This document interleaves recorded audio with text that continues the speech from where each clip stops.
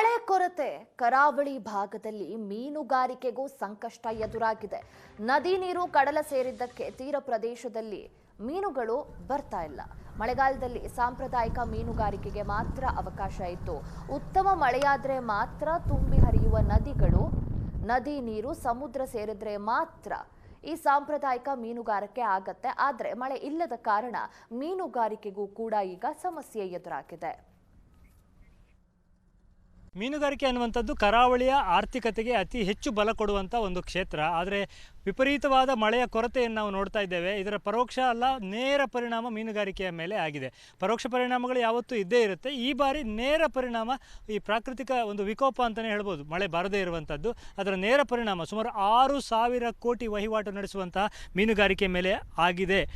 ನಾವು ನೋಡ್ಬೋದು ಯಾವ ರೀತಿಯ ಬಿಸಿಲಿನ ವಾತಾವರಣ ಇದೆ ಅನ್ನುವಂಥದ್ದು. ಈ ರೀತಿಯ ಬಿಸಿಲಿನ ವಾತಾವರಣ ಇದ್ದಾಗ ಅನೇಕ ವ್ಯತ್ಯಾಸಗಳು ಸಮುದ್ರದಲ್ಲೂ ಕೂಡ ಆಗುತ್ತೆ, ನದಿಗಳಲ್ಲೂ ಕೂಡ ಆಗುತ್ತೆ. ಉತ್ತಮವಾದ ಮಳೆ ಬಂದಾಗ ನದಿಗಳೆಲ್ಲ ತುಂಬಿ ಹರಿಯುತ್ತೆ. ಊರಿನ ಕಸ ಕಡ್ಡಿಗಳು ಇತ್ಯಾದಿ ಎಲ್ಲವನ್ನು ತೆಗೆದುಕೊಂಡು ನದಿಗಳು ಸಮುದ್ರವನ್ನು ಸೇರುತ್ತೆ. ಹಾಗೆ ಸಮುದ್ರ ಸೇರಿದಂಥ ನದಿಯ ನೀರು ಅಲ್ಲಿಯ ಸಮುದ್ರದ ನೀರಿನೊಂದಿಗೆ ಬೆರೆತು ಮೀನುಗಳಿಗೆ ಆಹಾರದ ಲಭ್ಯತೆ ಇತ್ಯಾದಿಗಳು ಸಿಗುವಂಥದ್ದು. ಈಗ ಮಳೆಯ ನೀರು ಸಮುದ್ರವನ್ನು ಸೇರದೇ ಇರುವ ಕಾರಣಕ್ಕೆ, ಅಂದರೆ ಮಳೆಯ ಕೊರತೆ ಆಗಿರುವುದರ ಕಾರಣಕ್ಕೆ ಯಾವುದೇ ನದಿಗಳು ಕೂಡ ನಾವು ಎಣಿಸಿದಷ್ಟು ತುಂಬಿ ಹರಿತಾ ಇಲ್ಲ. ಮುಖ್ಯವಾಗಿ ಪಶ್ಚಿಮ ಘಟ್ಟದ ಮತ್ತು ಅಲ್ಲಿನ ತಪ್ಪಲು ಪ್ರದೇಶದಿಂದ ಹರಿದು ಬರುವಂಥ ನೀರಿನಲ್ಲಿ ಅಪಾರವಾದ ಆಹಾರಗಳು ಮೀನುಗಳಿಗೆ ಸಿಗುತ್ತೆ. ಅದರ ಆಸೆಗೆ ಹೆಚ್ಚು ತೀರ ಪ್ರದೇಶಗಳಿಗೆ ಬಂದ ಮೀನನ್ನು ಹಿಡಿದು ನಾಡದೋಣಿಗಳು ಮಳೆಗಾಲದಲ್ಲಿ ಒಂದಿಷ್ಟು ಸಂಪಾದನೆಯನ್ನು ಮಾಡಿಕೊಳ್ತವೆ. ಯಾಕಂದರೆ ಆಳ ಸಮುದ್ರ ಬೋಟ್ಗಳಲ್ಲಿ ಹೋಗುವಂಥ ಯಾಂತ್ರಿಕತ ಮೀನುಗಾರಿಕೆಗೆ ಅವಕಾಶ ಇರೋದಿಲ್ಲ. ಸೊ ನಾಡದೋಣಿಗಳು ಮೀನುಗಾರಿಕೆಗೆ ಅವಲಂಬಿಸುವಂಥದ್ದು ತೀರ ಪ್ರದೇಶದಲ್ಲಿ ನಡೆಸುವಂಥ ಒಂದು ಮೀನಿನ ಲಭ್ಯತೆ ಮೇಲೆ ಅದು ಅವಲಂಬಿತ ಆಗಿರುತ್ತೆ. ಆದರೆ ಈ ಬಾರಿ ಉತ್ತಮ ಮಳೆ ಆಗಿಲ್ಲ, ನದಿಗಳಲ್ಲಿ ನೀರು ಹರಿದಿಲ್ಲ, ಕಡಲು ಕೂಡ ನಿರೀಕ್ಷಿತ ಪ್ರಮಾಣದಲ್ಲಿ ಅಡಿಮೇಲಾಗಿಲ್ಲ. ಕಡಲು ಅಡಿಮೇಲಾಗಿಲ್ಲ ಅಂದರೆ ಮೀನುಗಳಿಗೆ ಆಹಾರ ಸಿಗೋದಿಲ್ಲ, ನಾಡದೋಣಿಗಳಿಗೆ ಮೀನಂತೂ ಸಿಗೋದೇ ಇಲ್ಲ. ಇಂಥ ಪರಿಸ್ಥಿತಿಯಲ್ಲಿ ಈ ಬಾರಿ ನಾಡದೋಣಿ ಮೀನುಗಾರಿಕೆ ಸಂಪೂರ್ಣ ನಷ್ಟದ ಹಾದಿಯನ್ನೇ ಹಿಡಿದೆ ಅಂತ ಹೇಳ್ಬೋದು. ಇದು ಒಂದು ಭಾಗ. ಎರಡನೇದು, ಆಳ ಸಮುದ್ರ ಮೀನುಗಾರಿಕೆಯನ್ನು ಈ ಸಂದರ್ಭದಲ್ಲಿ ನಿಷೇಧ ಮಾಡೋದಕ್ಕಿರುವಂಥ ಮೂಲ ಕಾರಣ ಇದು ಸಂತಾನೋತ್ಪತ್ತಿಗೆ ಪರ್ವಕಾಲ ಅಂತ, ಮೀನುಗಳ ಸಂತಾನೋತ್ಪತ್ತಿಗೆ ಪರ್ವಕಾಲ ಅನ್ನುವ ಕಾರಣಕ್ಕೆ ಯಾವುದೇ ರೀತಿಯಲ್ಲಿ ಡೀಪ್ ಸಿಯಲ್ಲಿ ಬೋಟಿಂಗ್ ಮೀನುಗಾರಿಕೆ ಮಾಡೋದಕ್ಕೆ ಬಿಡುವುದಿಲ್ಲ. ಆದರೆ ಈ ಬಾರಿ ಸಂತಾನೋತ್ಪತ್ತಿಗೆ ಈ ತೀರ ಪ್ರದೇಶಕ್ಕೆ ಬರಬೇಕಾದಂತಹ ಮೀನುಗಳು ಬರದೇ ಇರುವಂಥ ಸಾಧ್ಯತೆಯೇ ಹೆಚ್ಚು. ಬಿಸಿಲಿನ ವಾತಾವರಣ ಏನು ನಾವು ನೋಡ್ತಾ ಇದ್ದೇವೆ, ಇದರಿಂದ ಬಿಸಿ ನೀರೇ ಸಮುದ್ರವನ್ನು ಸೇರ್ತಾ ಇದೆ.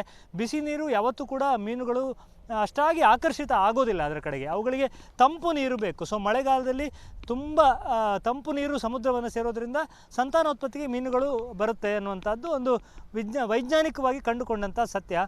ಆದರೆ ಈ ಬಾರಿ ಆ ಸಾಧ್ಯತೆಗಳು ಕೂಡ ಕಡಿಮೆ. ಸಮುದ್ರಕ್ಕೆ ಬಿಸಿ ನೀರೇ ಹೆಚ್ಚು ಸೇರ್ತಾ ಇರೋದ್ರಿಂದ ಅಥವಾ ಸಮುದ್ರದ ನೀರೇ ಬಿಸಿಯಾಗಿರುವುದರಿಂದ ಸಂತಾನೋತ್ಪತ್ತಿಗೂ ಕೂಡ ಒಂದು ತೊಂದರೆ ಆಗುವುದರಿಂದ ಮುಂದಿನ ದಿನಗಳಲ್ಲಿ, ಕೇವಲ ಮಳೆಗಾಲ ಮಾತ್ರ ಅಲ್ಲ, ಮುಂದಿನ ದಿನಗಳಲ್ಲೂ ಕೂಡ ಮೀನುಗಾರಿಕೆ ನಷ್ಟದ ಹಾದಿ ಹಿಡಿದ್ರೆ ಆಶ್ಚರ್ಯ ಇಲ್ಲ. ನಾವು ನೋಡ್ಬೋದು ನಾಡದೋಣಿಗಳೆಲ್ಲ ಬರ್ತಾ ಇವೆ.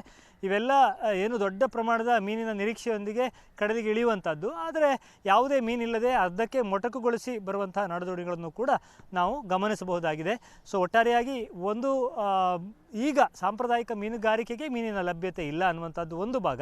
ಎರಡನೇದು, ಲಾಂಗ್ ಟರ್ಮ್ ಅಂದರೆ ಮಳೆಗಾಲದ ನಂತರವೂ ಕೂಡ ಸಂತಾನೋತ್ಪತ್ತಿ ಮೀನುಗಳದ್ದು ಆಗಿಲ್ಲ ಅಂದರೆ ಆಗಲೂ ಕೂಡ ಮೀನುಗಾರಿಕೆ ಕೊರತೆ ಆಗಬಹುದು ಅನ್ನುವಂಥದ್ದು ಪ್ರಮುಖವಾದ ಆತಂಕ. ಉಡುಪಿಯಿಂದ ಕ್ಯಾಮ್ರಾಮನ್ ಹರೀಶ್ ಜೊತೆಗೆ ಶಶಿಧರ ಮಾಸ್ತಿಬೈಲು, ಏಷ್ಯಾನೆಟ್ ಸುವರ್ಣ ನ್ಯೂಸ್.